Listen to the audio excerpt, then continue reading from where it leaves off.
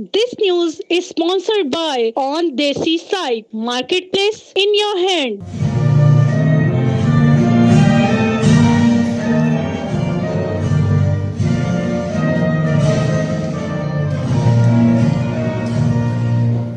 سفارتخانہ Pakistan France میں یوم پاکستان کے سلسلے میں ایک سادہ مگر پروکار پرچم کشائی کی تقریب کا انعقاد کیا گیا، جس میں پاکستان کو ایک خوشحال اور مضبوط ملک بنانے کا عہد کیا گیا۔